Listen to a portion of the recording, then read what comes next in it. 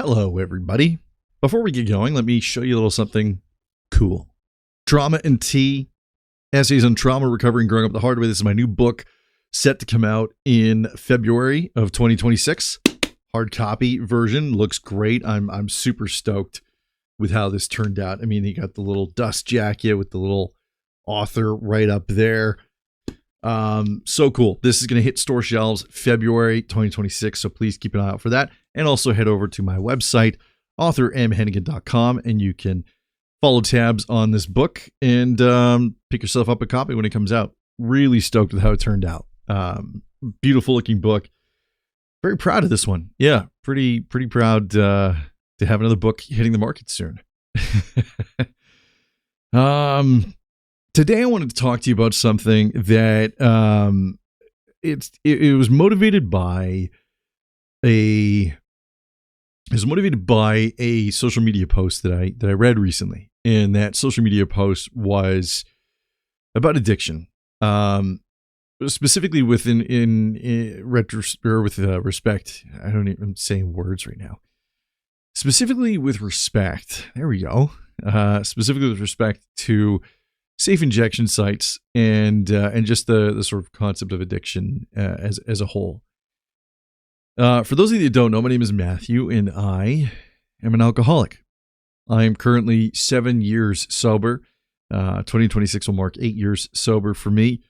So I feel like I have some grounds to speak on this subject matter.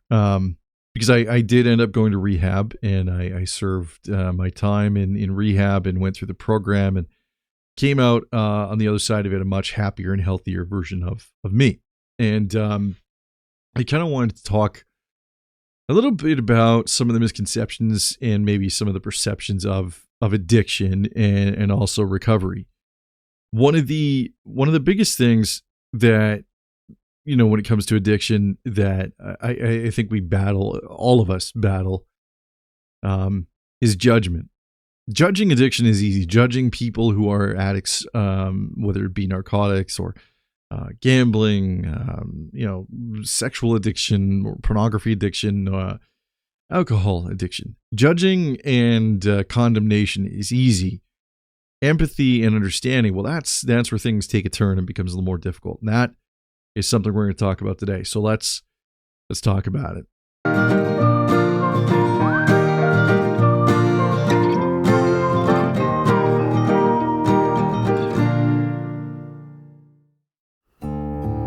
This is Unwritten Chapters, a podcast about the stories we don't always tell out loud.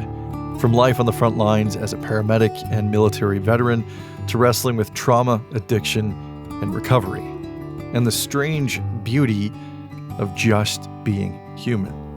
This is raw, honest conversation about the messy parts of life that shape us.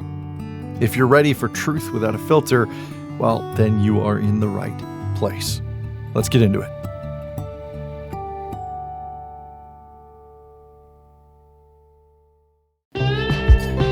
Hey, a quick note before we dive in. My new book, Trauma and Tea, Essays on Trauma, Recovery, and Growing Up the Hard Way, lands February 3rd, 2026. It's a collection of essays about trauma, addiction, grief, and the strange dark humor that sneaks in while you're trying to heal. It's also a love letter to growing up in the 90s, when Saturday morning cartoons, mixtapes, video rentals, and streetlights coming on told us that it was time to go home. If this show has ever helped you feel less alone, the book is more of that, only on paper. Pre-orders are available now on Indigo, Barnes & Noble, and wherever else you get your books. Thank you for being here, and now let's get on to the episode. Thank you for joining me on this episode. I'm really glad that you guys are here, and I'm glad to be talking to you once again. So to talk about addiction, I kind of have to give you, I guess, a bit of an overview of my addiction. For me, it was really something that just kind of wiggled its way into my life. Alcohol was always something that was part of my family. My mother wasn't really a drinker per se, but my siblings were. Specifically the male siblings in my family. They, so also, if you see this, I'm really dirty. I'm sorry. I was down at the museum today in town, putting up and cleaning up the remaining props from the Haunting of Falkland. Yeah, here we are, middle of November, and we're finally getting all the stuff put away. It's an undertaking, let me tell you. But we finally got all that stuff put away, and it's all done now. So I'm pretty stoked about that. But now I'm left with this. So if ever I lift my arm up and you see something, it's not like I'm not like taking care of myself. I'm just I got back from work basically, and then I wanted to record a podcast before things got too late for me. So that's what I'm doing. I'm also going to change one of these lights here. Oh, that's very bright. Okay, that one's not. I don't know which one is better. Do you think that one? This one? Let's try this one for now. It's nicer anyway. I'm gonna lower it though a little bit. There we go. It's right in my face. Jesus, this podcast is going off the rails. Yeah. Anyway, working the book. It's right beside me. I was still so stoked about this, guys. This is it's not. I've never seen my book in hard copy before. Like A Medic's Mind wasn't in hard copy. Woven in War wasn't in hard copy, but Woven in War did just get a graphical upgrade. We just redid the cover of it, and I think it looks incredible. If I think of it, I'll put a graphic on screen here of that. But like this book right here, oh man, just a collection of short stories. But I think the book looks really great. The dust jacket, yeah, I'm stoked about that. These came in the mail yesterday, so the novelty is not worn off. I'm still very excited about it, so I'm sharing that with you guys. Seems like we might be getting snow soon. The snow is coming down the mountain. The snow line is coming down the mountain, so it looks like winter is finally upon us. Seems to be later every year, I think, or at least over the last say 5 to 8 years. Seasons seem to be sort of pushed back by about 2 weeks, right? 2, maybe even 3 weeks pushed back. But yeah, it looks like it's finally kind of on the horizon here. I'm going to take a quick look for that. I don't think I'll be able to find it. It was on Facebook. I didn't save it or anything. So basically it was the post that made me want to talk about this thing today, and about addiction and the perceptions of. And I guess, yeah, to bring you there, I got to give you a bit of a Cole's notes of who I am and where I came from in that. So I kind of told you about my upbringing. Alcohol is always kind of part of the family. I started, I got drunk. My first time getting drunk was when I was 14, give or take. Yeah, about 14. So that's a thing that happened. I remember I got so drunk with my older siblings, my two male older siblings, and I remember crawling up the stairs to go to my bedroom, and I vomited violently all over the stairs. Just horrific. I thought I was going to die. And I remember asking one of them, do I have alcohol poisoning? And they just laughed at me and they're like, no. And then they kind of helped me up into bed, and they cleaned up the vomit. So, I mean, kudos to them. Credit where credit is due. They did that for me and cleaned that up. But that wasn't enough to dissuade me from drinking again. In fact, prior to the puking, I thought it was a great thing. I enjoyed the kind of fuzzy warmth that your body gets from those first few drinks, and then how confident I felt, how socially lubricated I felt, and then joining the military, it was just kind of a part of military life. When you're wound like a rubber band for 5.5 weeks of basic training when you first arrive there, and you're wound so tight, and then all of a sudden you get let loose for a weekend, and you finally see a girl wearing, like a silky top or nice pants, and you're just, holy shit, this is the hottest woman alive, and you as a guy, especially me, because I have this face, so it's not like I can just walk up to any girl and be like, "What's up? How you doing? How are you?" Oh, just you, me? I know. No. This is the face I was born with, so I have a lot of work to do when it comes to talking to the opposite sex. So obviously, alcohol being a good social lubricant, I used it. It was also the quickest way to feel something different. And so as my career progressed in the military and realities of military life started creeping in, those realities being the loss of friends, the loss of service members that I served with, and people that are from my unit. And also with being a medic, working on the civilian ambulance and going out to indigenous reserves and seeing the reality of those places out there, and coming in contact with certain traumatic elements while I was in service. I found that booze was the quickest way to feel something different. So if I wasn't feeling something good, then I would drink, and it was the quickest way to feel something different, introduce a new feeling. And any new feeling was better than the feeling that I was currently feeling at the time. And same thing when I was going through my terrible relationship with my previous partner.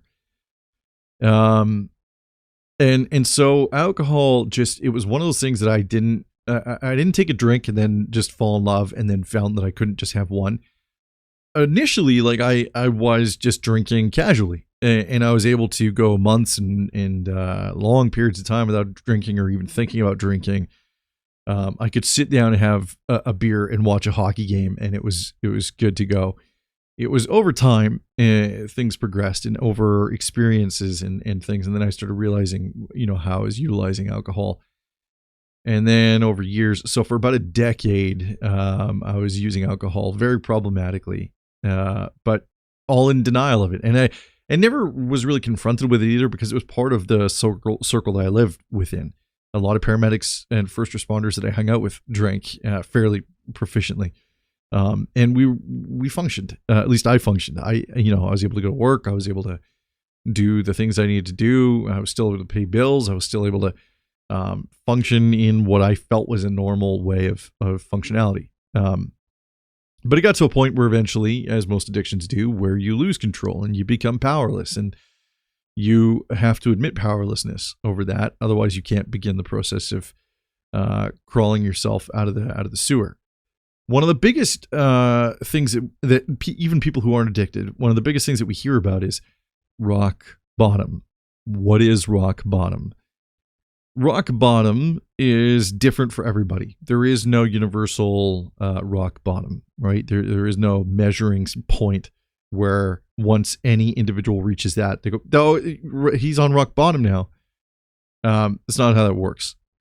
For me, I felt I hit rock bottom when I got my DUI, because getting a DUI, especially after working as a paramedic for as long as I had been, and responding to the reality of drinking and driving, and responding to deaths involving drinking and driving, and then being arrested for it myself, there was this mental gymnastics that I was having to play in my head to try and tell myself that I wasn't an alcoholic, that I didn't have a problem. I just made a bad decision, and all these things. And then I continued drinking. I did think for a period, for about 2 weeks after the DUI, I thought, I'm not going to drink. I can't do this anymore. But as an addict will tell you, your addict brain, your little conversation that you have with yourself in your head, it tells you things, and also life continued to progress and things happen. And so eventually I did end up going out to a pub and having a beer again. And I was lonely in the city too. I was single, living in one of the biggest cities in Canada. I was living in Toronto. And so I'd go to a pub, and my only social interactivity was flirting with the beautiful waitresses and hostesses and stuff that work in the places that I used to go to. Again, this is my face, so I got to do something. And so I would have a beer or 20, and and then start trying to conversate with people. And I was seasoned at that point. So even though I was drunk, and I think when I was arrested, I think I was 1.7 times the legal limit. And that is I'm not saying this as a source of pride, more to contextualize how deep I was into addiction at the time. Because when I was arrested, I wasn't arrested for slurred speech or failing any sort of sobriety test. I failed the breathalyzer miserably. Just blew red. Anything that blows red, to my understanding, any police officers listening to this, please feel free to correct me in the comments. But my understanding is that the breathalyzer has a green, a yellow, and a red light. And I believe the yellow light means you're somewhere below the criminal threshold. So like your point, anywhere from 4 to 0.5 or 0.7 or something. And the red means that you've blown over 0.8. And 0.8 is or 0.08 is the threshold for criminality. And I blew red immediately. Just but even though I was drinking upwards of when I say 20 beers, I'm not actually exaggerating all that much. I would drink when I got up in the morning, go have coffee and breakfast, and then depending on whatever time it was, and then I would start my drinking after that. I would go to a pub and have a drink, and by the end of the evening, after coming home, I would drink when I got home too. So usually it was give or take anywhere in between, on any given night from 8 to 12 to 16. But on big ones, really hard ones, be about 20, which is crazy. And so I even though I felt that the DUI was my rock bottom, and I went through that 2-week period where I wasn't really drinking, but not really. I mean, I'd still have a beer at home, like a beer. And then I would tell myself, no, you can just have one. You don't need more. And then, after the 2-week period passed, and I realized what I had done and the guilt of what I had done. I didn't hurt anybody. I didn't cause an accident or anything. It's not what I was pulled over for. The cop that pulled me over was very diligent in his duty, and he kind of knew. I think he just knew. He probably had that sixth sense that first responders develop over time, and he just knew. And so he arrested me or pulled me over because when I went into a turn lane, I didn't signal to go into that turn lane. And I didn't turn my signal light on until the green light or the green arrow had told me I could turn left. And so that was his probable cause for pulling me over. And then the rest was what it was. And so I originally thought, okay, this is my rock bottom. Maybe I'll get some help and I'll figure out what's going on with my life and start making better decisions. And 2 weeks go by, and I was walking to work some days because I hated the bus. I was undiagnosed PTSD at this point, and so public settings without being drunk was very, very difficult. But I still had to go to work. I still had to do things. So instead of taking the bus, sometimes I'd walk, and that was about a 2.5 hour walk to get from my place to my place of employment, and 2.5 hour walk back home. And I was living pretty scant at the time, so I didn't really have expendable income for cabs and stuff. I had money for booze though, kind of. I started using payday loans and other places like that to get money out. And I remember one night specifically, I had left a bar and I was really, really hungry. I wanted to get some McDonald's, and I'd left the bar, and I go to the bank machine to draw out money, and it said INSA funds. And so I did the little thing where you can check your actual balance, and I had $9.36 in my account, so I couldn't even draw. I had so little money in my account that I couldn't actually draw money out from my actual bank machine. And that was crazy to me because I was like in my mid 30s at the time, and I was like, man, I'm a former soldier. I was a veteran and a paramedic, trained paramedic, and I had been working as a paramedic in Ontario, and you make decent money. And here I was living in a really crappy apartment, just gross apartment in Brampton, Ontario, and couldn't afford McDonald's in my 30s. And so maybe that was rock bottom, I thought, right? I got the DUI, I was walking 2.5 hours to work, and now I can't afford McDonald's. That's rock bottom. That's rock bottom. Oh man, rock bottom. No, no, no. I knew I wasn't doing well, and so I enacted my employee benefits and saw a therapist, and I saw the therapist on Valentine's Day of 2017. Shitty date, man. Shitty date. I wrote about it in A Medic's Mind, and that's not commentary on her as a therapist or her as a person. She's a wonderful human being. She is a lifesaver through and through. Shitty date because, when you think of Valentine's Day, you don't often associate Valentine's Day with, sitting down with a therapist to talk about things. And shortly after finding this therapist, my diagnosis of PTSD would come. And then, as we progressed a little bit in therapy, and I realized just how deep things were, how damaged I was at the time, how bruised I was. Thought maybe that was rock. Okay, that's rock bottom. That sounds like a rock bottom that people go through. That's got to be that. Not enough to stop drinking though. In fact, when I would say these things, when I'd say rock bottom, I'd become even more depressed and I would drink more because I was like, oh man, this sucks. And what did I say a little while ago? The quickest way to feel something different or something new is to, well, for me, drink alcohol is the quickest way to feel something other than what I was feeling. So each time these rock bottom, measurements happened, I blew through them like they were, negligible stop signs. And didn't pull over, didn't go check brakes, didn't do anything. I just sped right through. In life, metaphorically, I'm speaking, not when I got my DUI. And it got to, and then about 9 months after my diagnosis with PTSD, again, I write about this in A Medic's Mind, but my mother would die by suicide, and the night prior to my mother's suicide, I was out drinking, and I was drinking with one of the waitresses that work at one of the bars that I used to frequent.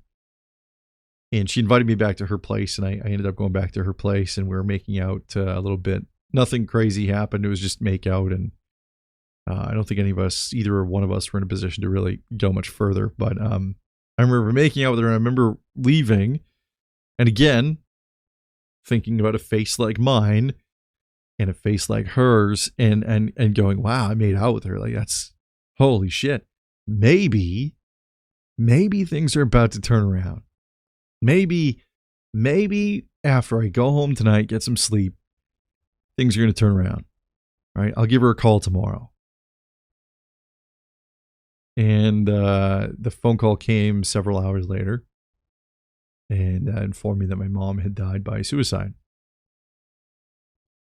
Had to be rock bottom, right? Had to be. It was in a way. It was a rock bottom. But as I've gotten older, and as I've progressed in sobriety, and as I've gotten more comfortable with sobriety and more stable in therapy, I've come to the belief that rock bottom isn't a place. It's not a destination. It's a frame of mind. It's a reference point. It's a check engine light. But it can always get worse. There's always worse.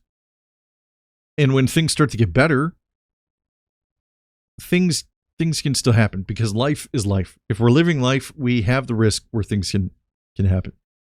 Case in point, as I was progressing in therapy, and as I was progressing in sobriety, around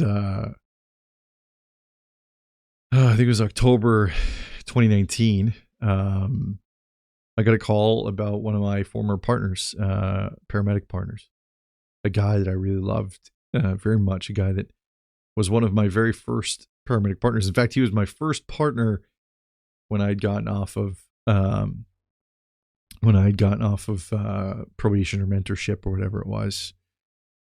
My first civilian partner, put it that way, my first civilian partner. And I got told that he lost his battle with mental health. And that hit really, really hard because I had just seen him, a couple of years prior. He'd come out to Toronto on his way out to Machu Picchu, and we went out, got drunk together. And so that hit pretty hard because I was still pretty new into sobriety at that point, right? Like I left rehab in 2018, and so I think I was maybe a year and a bit into sobriety when that one happened. And then I stayed sober. I didn't drink. I navigated the grief with that, and then I started to kind of talk about it in therapy and deal with therapy, and things were okay. And then I ended up releasing A Medic's Mind, the book, and then I ended up going for a book signing, and then I met Sheena, and then things started getting better. Things started going up. Things were on a good trajectory going up, and then COVID happened, and the world was a little different, and things were a little crazy, a little weird and uncertain. And then in January of 2020, my sister, Lisa, she would die by suicide. And that kind of felt like a rock bottom too. That was the closest I'd come to drinking since I had stopped drinking. But if I had drank, I would have been below where I was when I was just being told my sister was dead. Because I would have undid all this work, all this stuff that I've been going through, and I wouldn't have brought my sister back to life. And, people always say you won't find your answers in a bottle. I never drank to find answers. I drank to silence the questions. And there were a lot of questions. There were a lot of questions about life, about me, about, why things are the way they are, why I look the way I do. There were a lot of things. And so to bring things around again, to talk about rock bottom. Rock bottom is a thing that we're going to experience many different times in our life. And as an addict, rock bottom can become an excuse to use again. It can become an excuse to pick up our vice, to pick up the bottle, to pick up whatever. But what I hope it is, and what it has become to me, is an opportunity to continue caring for myself, to continue caring for those around me, and to continue understanding that, yeah, I'm always going to be an addict. I can't have that casual beer at a hockey game or a baseball game or in the summer when the sun's coming down. I'm always going to have this face. But it doesn't mean that I have to try and drink that away. It doesn't mean that I have to try and introduce a new feeling. At least not, one with immediacy like alcohol brings. Because for me, alcohol, I was drowning. I wasn't surviving. I wasn't navigating. I was drowning. And eventually, I think if I had continued, I would have drowned.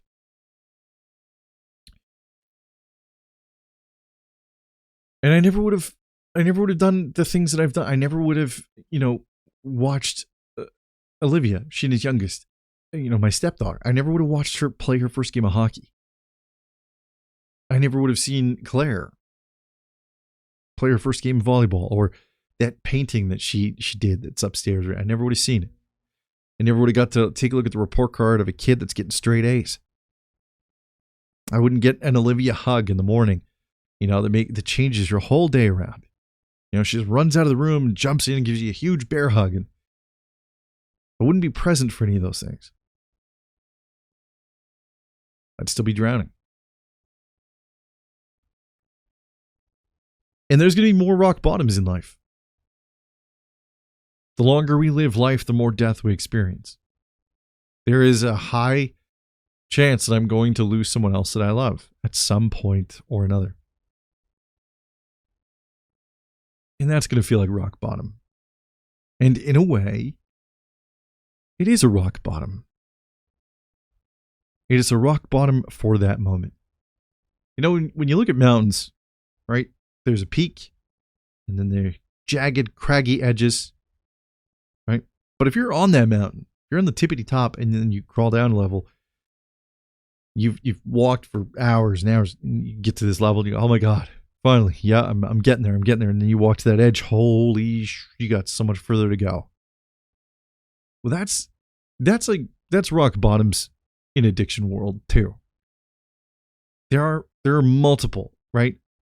I don't know if there's an actual bottom other than potentially the finality of death. And even in that, much like energy never dies, it just changes form. Whereas you personally may not feel the grief anymore. I don't know what happens after death. That's beyond my comprehension, but